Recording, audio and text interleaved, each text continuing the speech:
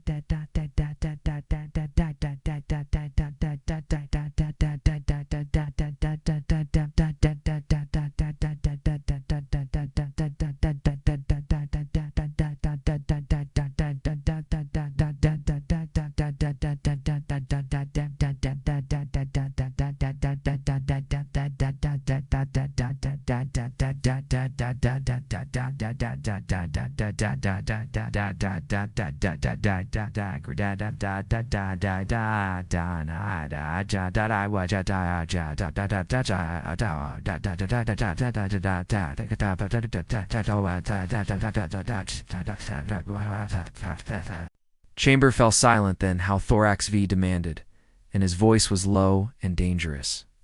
We used dark matter for a moment. No one spoke because dark matter was everywhere in the universe, making up 85% of all mass, but it was also invisible and intangible and completely useless to every species that had ever tried to harness it. Dark matter cannot be harnessed, stated Science Director Quillith of the Mentari Collective, and her tentacles writhing in agitation. Every civilization in this chamber has tried and failed to manipulate dark matter for propulsion or power generation, and it passes through normal matter without interaction. That was true until 32 years ago, Admiral Chen said, and her voice taking on a note of pride. Our scientists at the Lunar Research Facility discovered a method to create localized fields that interact with dark matter at the quantum level, and by manipulating these fields we can use the dark matter that permeates all of space as both an energy source and a propulsion medium. She nodded to her aide again, and the holographic display changed to show technical schematics that made Thurin's head spin with their complexity. The advantages are obvious, the Admiral continued. Exotic matter must be mined from neutron stars and black hole accretion disks at enormous cost and risk, but dark matter is literally everywhere in a single cubic meter of space. Contains enough dark matter to power a warship for years. This is fantasy. Thorax V growled, but Thorin noticed the uncertainty in his voice. Then perhaps a demonstration would be appropriate, Chancellor, Vexstar suggested, and her eyes fixed on the human admiral. We have a ship in orbit, Admiral Chen, said the UNSS Determination. And she's a Striker-class destroyer. It's displacing 45,000 tons, and I would be happy to show you what she can do. The council convened in the observation gallery an hour later, where massive transparent panels looked out onto the space surrounding the station, and Thurin pressed close to the windows, alongside hundreds of other delegates, and their breath fogging the crystal surface in their excitement and fear. The human destroyer appeared first as a distant point of light that grew rapidly larger as it approached, and it was sleek and angular with lines that suggested speed, even when motionless, and its hull was dark gray with white markings along the sides. Determination, this is Admiral Chen, the human spoke into a communication. Device begin demonstration sequence alpha. What happened next would be discussed in council halls for generations to come. The destroyer simply vanished, not gradually like a ship entering hyperspace, but instantly, as if it had been erased from reality. Itself and Thurin's multiple hearts hammered in his chest as he searched the void for any sign of the vessel. Then it reappeared 200,000 kilometers away on the opposite side of the station, and the journey should have taken hours. At sublight speeds it vanished again and reappeared, and again and again, and each time in a different location and performing maneuvers that violated every known law of physics. The ship accelerated to 0.95 of light speed in less than 3 minutes, and it turned at 90-degree angles that should have torn it apart from the GI forces. And when it fired its weapons at a target drone, the beam that emerged was like nothing Thurin had ever seen. It was a lance of absolute darkness that seemed to absorb light itself, and where it struck the drone, the target didn't explode, but simply ceased to exist, as if the matter had been unmade at a fundamental level. The demonstration lasted 20 minutes, and when it ended, the Determination returned to its starting position and hung there peacefully, as if nothing unusual had occurred. The observation gallery was absolutely Lenthrin looked around at faces from dozens of species and saw the same expression on all of them regardless of their biology, and it was the expression of beings who had just realized their entire understanding of the universe was wrong. Admiral Chen's voice broke the silence and calm. In matter-of-fact humanity respectfully requests that our application for council membership be considered, and we come in peace and friendship, and we offer our technology and our strength to the common defense of all civilized species. She paused, and her next words were soft, but they carried through the chamber. Like thunder, we also come with a warning, and we have been exploring the galaxy with our dark matter drives and mapping regions that conventional FTL has never reached, and we have found something that you need to know about. What have you found? Chancellor Vexstar asked, and her voice barely above a whisper. Evidence of an extragalactic threat, Admiral Chen replied. Something is coming from the void between galaxies, and something that has destroyed civilizations before, and it will be here. In 15 years, Theron felt his blood turn to ice. With conventional detection methods, you would not have discovered this threat until 8 years from now, and far too late to prepare adequate defenses. The Admiral continued, but humanity's dark. Matter sensors can see much farther, and we are offering you time, and the time to prepare, and the time to unite, and the time to survive. She looked around the chamber and meeting the eyes of representatives from species that had considered themselves the masters of the galaxy. Humanity does not seek to conquer or dominate, and we seek to join and to contribute and to defend alongside you, and we have seen what is. War Master Thoroxavan did not believe in tricks or deception in battle and his species. The Krell had dominated galactic warfare for 8,000 years through superior tactics and overwhelming firepower and unshakable discipline, but he believed, in tests 3 days after the human demonstration at Consensus Prime, he stood in the command center of his flagship, the Inexorable, and watched the view screens with his 6 eyes. Narrowed in concentration, the Inexorable was 3 kilometers of hardened battle steel and quantum shielding with enough firepower to crack a planet's crust, and in 8 centuries of service it had never been defeated in combat. Beside him stood his tactical officer Shrix, who was young for a Krell at barely 50 standard years, but brilliant in ways that made even Thorax uncomfortable with her ability to see patterns in chaos. The humans have agreed to the wargame, she reported, and her mandibles clicking nervously. They are sending a single vessel to face us in the neutral zone. What class of vessel? A frigate War Master and the UNSS Audacity, displacing only 18,000 tons. Thorax felt a surge of satisfaction mixed with disappointment because the Inexorable outmassed the human ship by more than 150 to 1, and if this was humanity's answer to his challenge, then their technology was impressive, but their tactical sense was severely lacking. Perhaps they are overconfident, Shrix suggested in reading his mood as she often did, or perhaps they know something we do not. The war game would take place in an uninhabited star system that the Council maintained specifically for military exercises, and the rules were simple and brutal as Thorax preferred 2 ships enter and engage in simulated combat using weapons set to training power levels that would register hits without causing actual destruction, and first ship to achieve what the computers deemed a killing blow would be declared the victor. It was as close to real combat as galactic law allowed. The Inexorable dropped out of hyperspace at the edge of the target system, and its massive bulk transitioning smoothly from faster than light to normal space, as Thorax had done 1,000 times before. Immediately, his sensor officer called out, "Contact reports I have the human vessel War Master in bearing 270 Mark 15 at a range of 800,000 kilometers."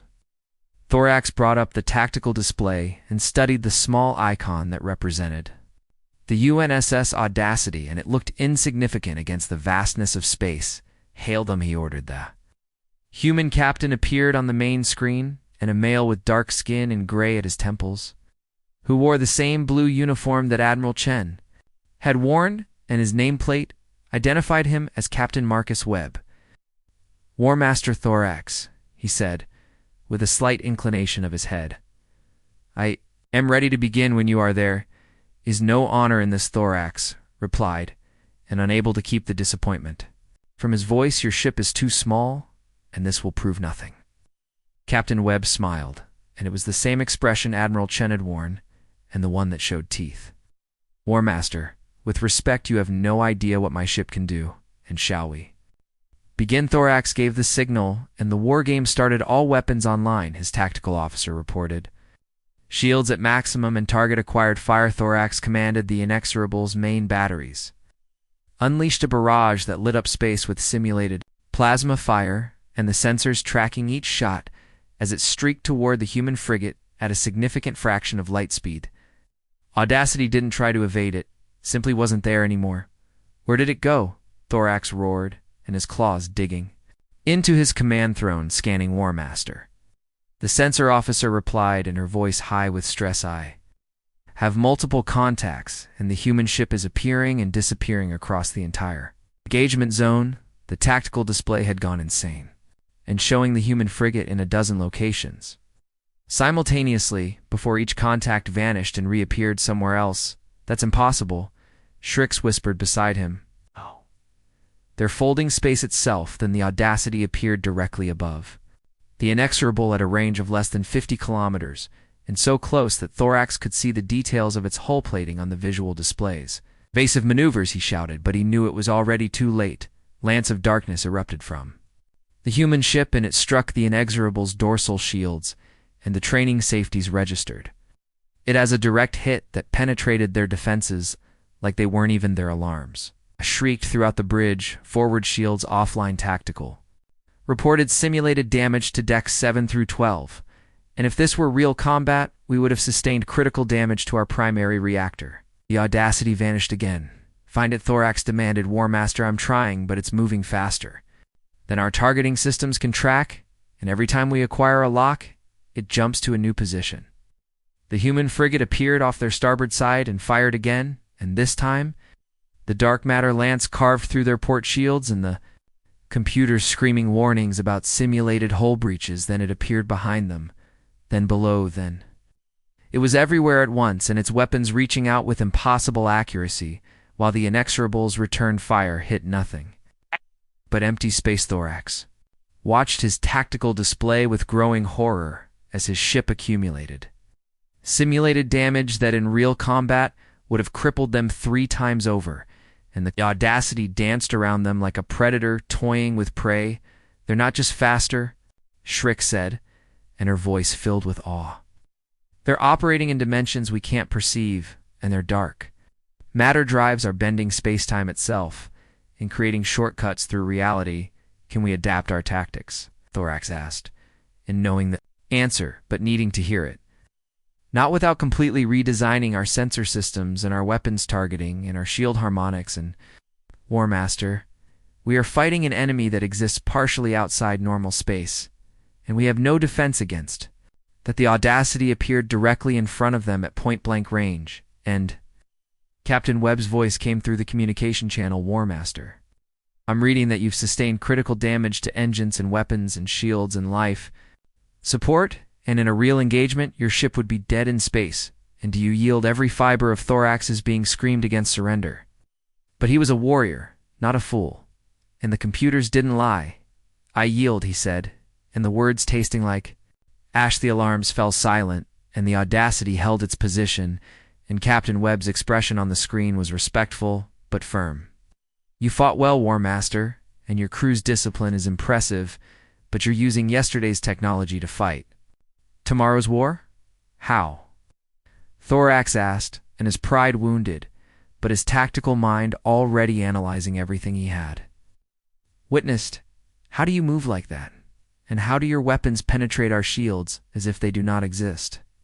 The dark matter drives don't just propel us through space, Webb explained. They allow us to manipulate the fabric of space-time itself, and we can create localized distortions that let us effectively teleport short distances, and as for our weapons, they don't interact with your shields because they operate on a different quantum level and they pass through conventional defenses and strike directly at the molecular bonds of your hull. Thorax felt something cold settle in his chest, and it was the realization that his entire species' military doctrine had just become obsolete. Every tactic we have developed over 8,000 years of warfare, he said slowly, every strategy and every defensive formation is based on assumptions that no longer apply. Webb finished, I'm sorry, War Master, but that's the truth of it. The communication ended and the Audacity vanished into hyperspace, leaving the Inexorable alone in the void. Thorax sat in his command, thrown for a long time without speaking and around him, his crew, worked to restore their systems, and their voices subdued finally. Shrix approached him, and her movements hesitant. War Master, what do we do now? We learn, Thorax replied. We study the battle recordings, and we analyze every move the humans made, and we find a way to adapt. And if we cannot adapt, Thorax looked at his tactical officer and saw in her eyes the same fear he felt in his hearts. And we pray that humanity remains our ally and not our enemy, because if they ever decide to conquer the galaxy, he paused, and the weight of the realization crushing him. There was nothing we could do to stop them. Shrix returned to her station and began reviewing the sensor logs, and her mathematical mind already working on the problem. She watched the Audacity's movements over and over, and plotting each jump and each maneuver and each impossible turn, and slowly she began to see the patterns. The mathematics were beautiful in a way she had never encountered before, and the equations that governed the dark matter drives were elegant and precise, and fundamentally different from anything her species had developed. Most Krell scientists would have been discouraged, but Shrix felt something else. Wonder. She pulled up the technical data that the humans had shared with the Council and began to study it with an intensity that made her forget to eat or sleep, because buried in these equations was not just a new weapon but a new understanding of the universe itself. If her species could master it, then perhaps they too could dance among the stars the way the humans did. Inexorable limped back to Krell's space 3 days later, and when they arrived, Thorax filed his report with the high command. Humanity possesses technology that makes our current military capabilities obsolete, he wrote. Supreme Architect Zethrin of the Irith's sovereignty studied the holographic star charts in his private chamber with his crystalline body, pulsing with colors that indicated deep thought and calculation. The news from the Galactic Council had spread throughout known space, and humanity's demonstration of their dark matter technology had sent shockwaves through every civilization. But where others saw wonder or fear, Zethrin saw opportunity. Irith were silicon-based beings who existed as networked consciousness within crystalline matrices, and they had built their empire over 5,000 years through careful planning and ruthless efficiency, and they had long desired Earth. The third planet of the Sol system possessed mineral compositions that were extraordinarily rare in the galaxy and resources that the Irith needed to expand their computational networks and increase their processing power. Before humanity's rise, the Irith had considered Earth a future acquisition and a world they would claim when the primitive organics finally destroyed themselves, as such species usually did. But now, those same primitives possessed technology that could reshape the balance of power in the galaxy. If we allow humanity to fully deploy this dark matter fleet, Zethrin said to his war council, and his voice resonating through their shared network, they will become untouchable, and we will lose our chance to acquire both their homeworld and their technology. The Krell could not defeat a single human frigate war coordinator, Nextrum pointed out, and his colors flickering with concern. How can we hope to succeed where they failed? The Krell sent one ship against one ship. Zethrin replied, we will send overwhelming force. And humanity has 347 warships, according to their own reports, and we have 12,000 vessels. It's built over millennia of expansion, but their technology is impressive but not invincible. Zethrin interrupted. Technology means nothing if a ship can be destroyed before it has a chance to use it, and we will strike fast and hard, and we will seize Earth before humanity can concentrate their forces. The crystalline beings pulsed in unison as they processed this logic. And once we control their homeworlds, Zethrin continued, we can study their dark matter drives at our leisure and reverse engineer the technology, and within a generation, the Irith will possess fleets that make humanity's look primitive. It was a bold plan and a risky plan, but the Irith had not built an empire by being cautious. The invasion fleet assembled in secret over the next 3 months, and drawing ships from a dozen Irith star systems, and when they gathered in the void beyond the galactic core, they numbered 800 warships of various classes. Each vessel was a masterwork of Irith engineering, with crystalline hulls that could self-repair and weapons that fired coherent beams of superheated plasma and shields that had withstood the firepower of entire fleets. Cithron himself took command of the flagship, the Eternal Calculation, and its processing cores humming with the combined consciousness of 1 million Irith mind set course for Earth, he commanded maximum velocity. And we will emerge at the edge of their star system and present them with a choice and surrender or be destroyed. Oh. The fleet entered hyperspace, and their passage through faster than light, leaving ripples in spacetime that would not be detected by conventional sensors until it was far too late. They traveled for 6 days, and Zethrin, spending the time reviewing tactical data and running simulations and calculating probabilities even. Accounting for humanity's technological advantages, the numbers favored the Earth by a comfortable margin, and 800 ships against perhaps 50 defenders at Earth, and the outcome seemed inevitable. The 7th day, the fleet dropped out of hyperspace at the edge of the Sol system. Zethrin's confidence lasted exactly 4 seconds. Status report, he demanded as his sensors began processing the data from local space. Multiple contacts, Supreme Architect, his tactical officer reported, and colors pulsing rapidly with alarm.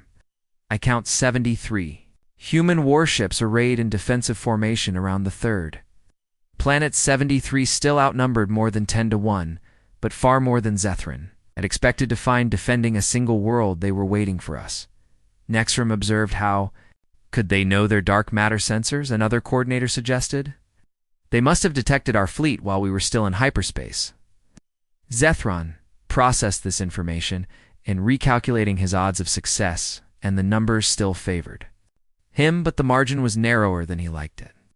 Communication signal reached the eternal calculation, and when Zethrin accepted it, a human face appeared on his display. The human was male, with skin the color of deep earth and eyes that held an intensity that made Zethrin uncomfortable. I am Captain Marcus Webb, the human said, commanding officer of the UNSS Indomitable and acting defender of the Sol system, and you have entered human space with an invasion fleet. Supreme Architect Zethron, and that is an act of war. How do you know my name? Zethrin demanded. We know many things about your empire. Webb replied, we know that you have been planning to claim Earth for decades, and we know that you see our technology as something to be stolen, rather than something to be earned through cooperation. And we know that you believe your numbers will overwhelm us. The human leaned forward, and his expression hardening. You have 10 minutes to withdraw, and after that we will consider you hostile. Combatants and you will be destroyed, and choose wisely, Supreme Architect.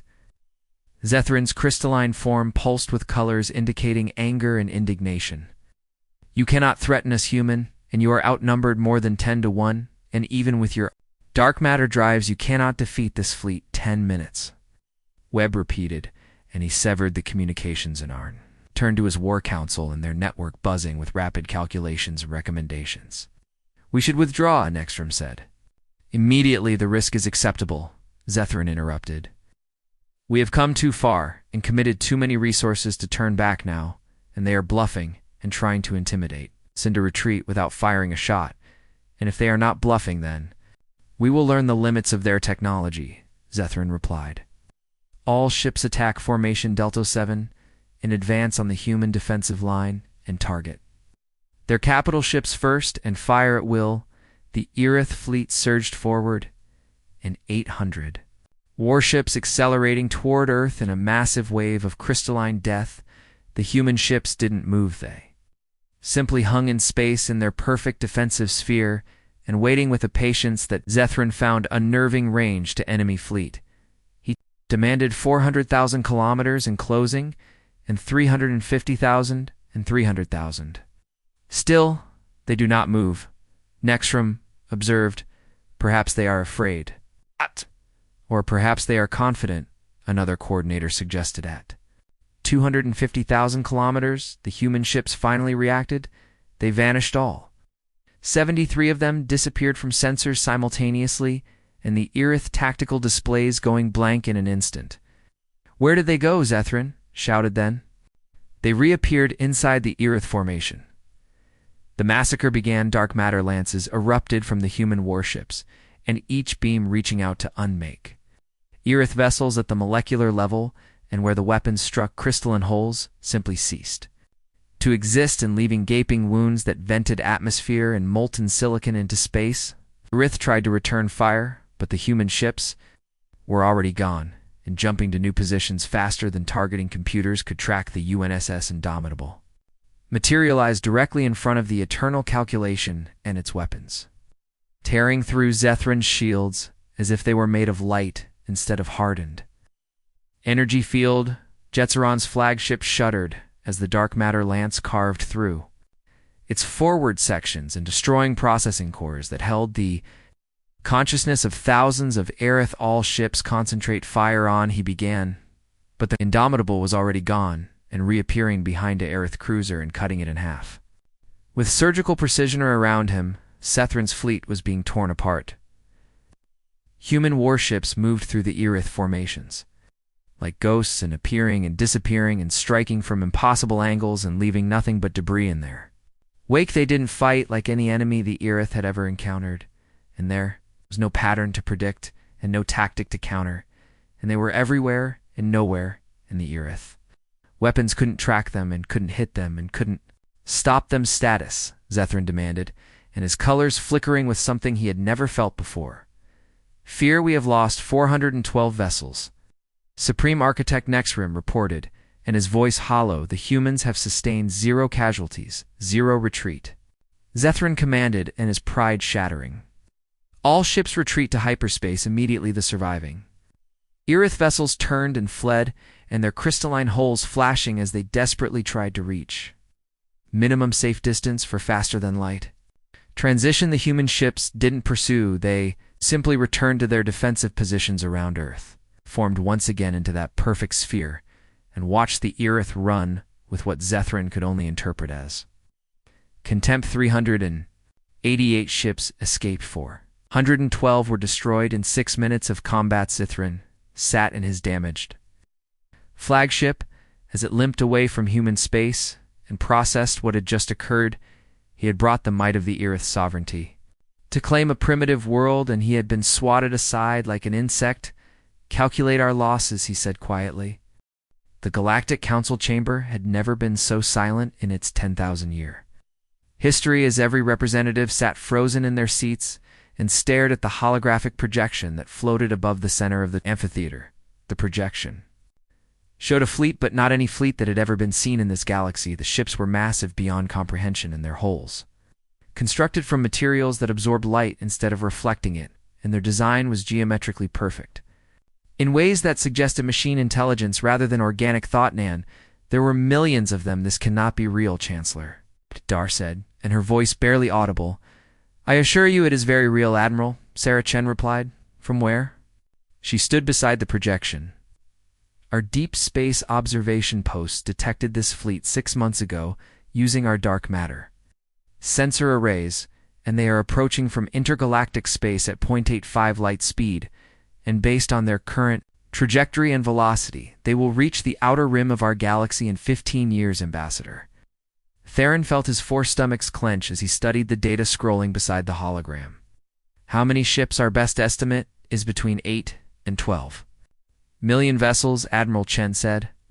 Each one approximately the size of a small moon, and we have designated them the Devourers based on what we found when we sent deep space probes to investigate their origin. She manipulated the projection, and it shifted to show images that made several council members cry out in horror. Entire star systems stripped bare of all matter and planets, reduced to dust, and suns drained of their fusion fuel, and left as cold, dead spheres drifting in the void. They harvest civilizations, Admiral Chen continued. They arrive at a galaxy and systematically consume every world and every resource and every living thing, and then they move on to the next galaxy. And based on the debris trails we tracked, they have done this at least 100 times over the past million years. Why were we not informed of this threat immediately? Demanded War Master Thorax 7, and his massive form rising from his seat. Because we needed time to verify our findings, and to develop a response strategy, and to ensure we weren't causing panic over a false alarm. Admiral Chen replied calmly. But now we are certain, and the Devourers are coming, and if we do not unite to face them, every civilization in this galaxy will be destroyed, Chancellor Vexstar. S manipulators trembled as she processed this information. What of our own detection systems, and why have we not seen this threat? Your conventional faster-than-light sensors have an effective range of approximately 20 light-years, Admiral Chen explained. The Devourers are currently 600 light-years beyond the galactic rim, and you would not have detected them for another 8 years, and by then, it would be far too late to mount an adequate defense. The chamber erupted into chaos as representatives shouted questions and accusations and demands for proof. Admiral Chen waited patiently for the noise to subside before she continued. I understand your skepticism and your fear, but we are sharing this information because humanity believes in cooperation and in the value of all civilized species, and we will not stand by and watch this galaxy be consumed without offering our assistance. And what assistance can you offer? Asked Science Director Quillith, and her tentacles coiled in anxiety. You have impressive technology, but against millions of ships we have run extensive simulations. Admiral Chen interrupted. The Devourers possess technology that is advanced even by our standards, and their weapons can disassemble matter at the atomic level, and their shields can withstand impacts from relativistic projectiles, and their numbers are overwhelming. She paused and let that sink in before continuing. Our machines, and they follow predictable patterns, and they have never encountered an enemy that can match their speed and their firepower. Density is impressive, but distributed across such a large fleet it becomes a vulnerability we can exploit. You believe you can defeat them, Thoric 7 said, and his voice skeptical. How? No, Admiral Chen replied honestly, not alone, and even with our entire fleet, we estimate we could destroy perhaps 10,000 of their vessels before being overwhelmed. But if we combine humanity's dark matter technology with the industrial capacity and the military forces and the scientific knowledge of every council species, then we might have a chance. Chancellor Vexstar finished. Admiral Chen nodded. The key is time, and we have 15 years to prepare, and 15 years to build a unified defense fleet, and 15 years to adapt our technology and train our forces and develop new weapons. She brought up a new projection, showing schematics and tactical diagrams and production schedules. Humanity is prepared to share our dark matter drive technology with all council species under the following conditions, and first, that it be used solely for defense against the Devourer threat, and second, that all species commit their full industrial capacity to building a combined fleet, and third, that we establish a unified command structure with representatives from all major military powers. You would give us your greatest advantage, Thurin said, and unable to keep the suspicion from his voice. Why? Because a galaxy full of allies with dark matter ships is more useful than a galaxy full of corpses. Admiral Chen replied bluntly, humanity has no interest in conquest or domination, and we have everything we need in our own systems, and what we want is to survive, and the only way we survive is if we all survive together. The council debated for 3 days. Some representatives argued that the Devourer threat was a human fabrication designed to trick other species into accepting human hegemony, and others claimed that even if the threat was real, it was better to flee to other galaxies than to fight. But most understood the truth. The mathematics were clear, and the sensor data was independently verified, and the threat was real and imminent. And the 4th day, Chancellor Vexstar called for a vote. All those in favor of accepting humanity's proposal and forming a unified defense coalition, 43 of 47 council species voted in favor. The dissenting species were escorted from the chamber and offered colony ships to flee to intergalactic space. If they wish, the rest remained to fight. The next 15 years would be remembered as the Great Preparation. Humanity deployed technical teams to every major council world to teach their engineers the principles of dark matter manipulation, and the process was slow because the mathematics were complex and the engineering challenges were immense, but species learned at different rates. Krell, with their rigid discipline and tactical minds, mastered the weapon systems within 2 years. The Mentari, with their advanced physics understanding, developed new shield configurations that could withstand Devourer weapons. The Vikeshi contributed their experience with large-scale industrial production and transformed asteroid belts to shipyards and Shrix. The young Krell scientist who had studied the battle recordings from the war games became one of the key architects of the new technology. worked directly with human engineers and her mathematical genius, combining with their practical knowledge to create hybrid systems that were superior to either species. Original designs, you see patterns that even we misadmitted, Dr. James. Park, the human physicist who led the technical delegation to Krell space. Your species' ability to process multi-dimensional warfare scenarios is extraordinary, and your species' ability to think creatively about impossible problems is equally impressive, Shrix replied, and her mandibles clicking in what Park had learned was amusement. Together, we are creating something neither of our species could have achieved alone. The first non-human dark matter warship, launched from Krell shipyards. For years after the Council voted, it was crude compared to human vessels, and its dark matter drive was less efficient, and its weapons less powerful, but it worked within a year. Krell shipyards were producing 5 such vessels per month. The other species followed, and the Mentari built elegant ships that looked like living organisms, and the Vakeshi constructed massive carriers that could deploy squadrons of smaller craft, and even the silicon-based Irith contributed their expertise in creating self-repairing Hulsa. Irith had learned their lessons. Supreme Architect Zethron personally apologized to Admiral Chen during a formal ceremony at Consensus Prime and requested permission to join the Defense Coalition. "We were arrogant," he said. In his crystalline form, pulsing with colors indicating shame, "We saw your technology as something to steal rather than something to earn, and we lost 400 ships and 6 million consciousness cores learning that lesson. The past is past." Admiral Chen replied, "What matters now is the future, and we need every ally we can get." By year 10, the combined fleet numbered 8,000 ships and a mix of human vessels and Krell, battle cruisers, and Mentari science ships, and Vakeshi carriers, and Irith self-repair platforms. It wasn't enough. The simulations were clear, and 8,000 ships against 8 million was hopeless, but the engineers kept working, and the scientists kept innovating, and the industrial capacity kept expanding. Year 12, a breakthrough came from an unlikely source. Young human engineer named Maria Santos, working with a team of Mentari physicists, discovered a way to network dark matter drives together to create a localized space-time distortion field. The Devourer Vanguard entered the galaxy like a plague of locusts in their massive ships, blotting out the stars as they advanced in perfect geometric formations toward the nearest inhabited systems. Admiral Sarah Chen watched the tactical display from the bridge of the UNSS Determination as thousands of red icons appeared on the galactic map, and each one representing a moon-sized harvester vessel that could strip a planet bare in days. Enemy fleet composition, she asked her tactical officer, confirmed 8.3 million vessels.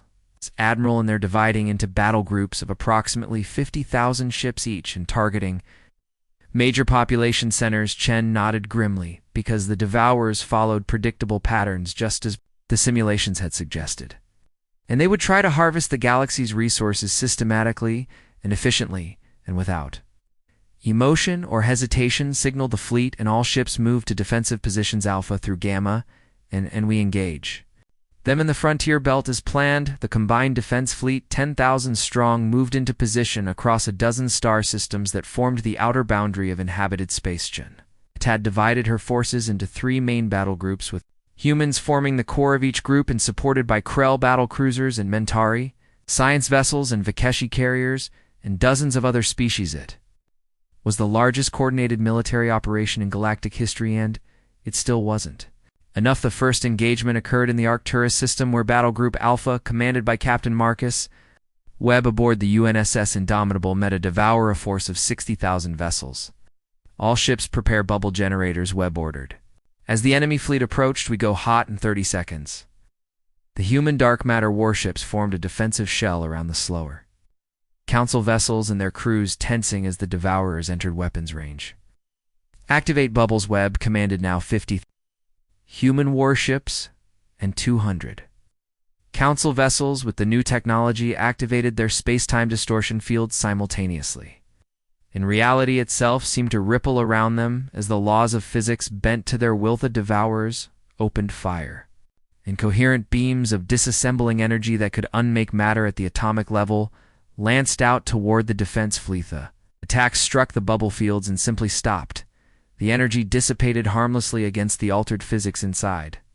The distortion zones, where the fundamental constants of the universe had been temporarily rewritten.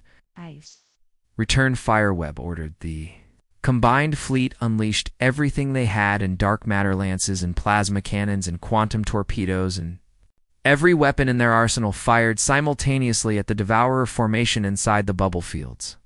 The weapons were amplified exponentially, and their destructive power increased by factors that made conventional physics weep. Devourer ships exploded by the hundreds, and their black holes tearing apart under the assault and debris, expanding in perfect spheres of superheated gas.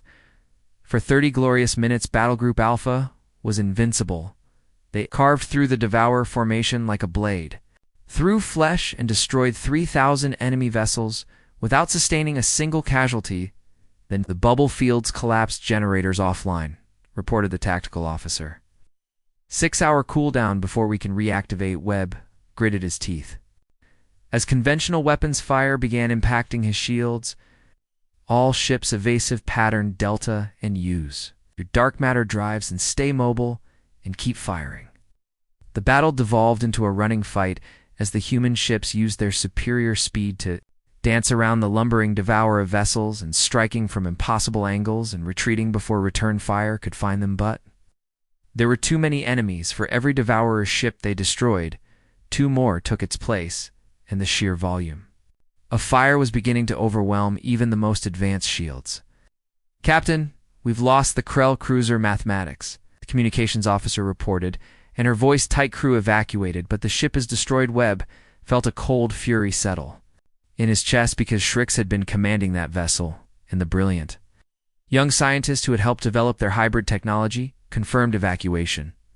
"Yes, sir," and Shrix and her crew made it to the Vakeshi carrier. Abundance relief flooded through him, but there was no time to celebrate. "All ships fall back to Rally Point Beta, and we've bloodied them, but we need to regroup."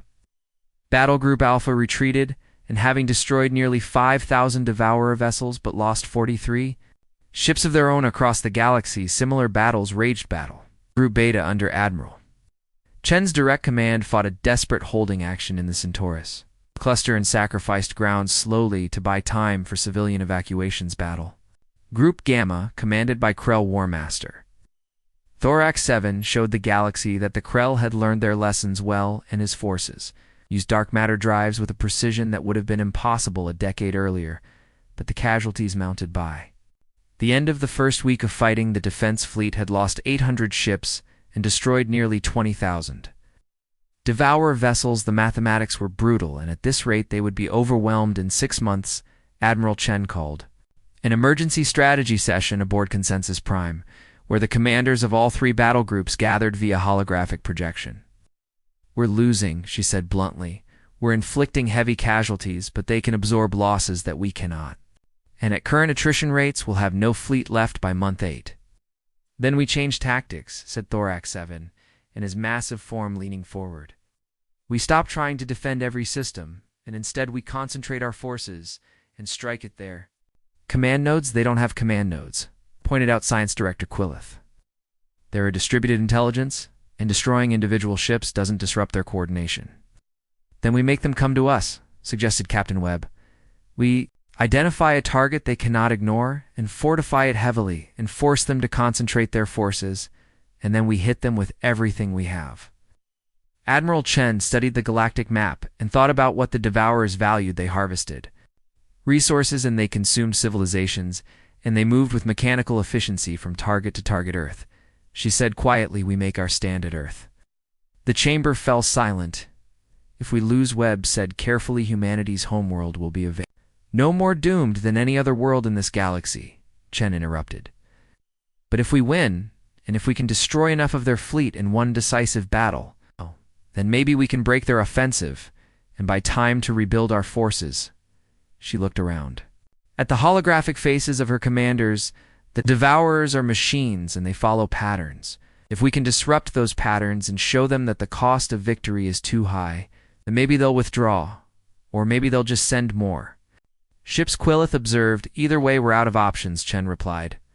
"We make our stand at Earth, and we invite every devourer vessel in this galaxy to come and take it, and we show them what happens when you threaten our homes. The plan was insane, but it was also the only chance they had.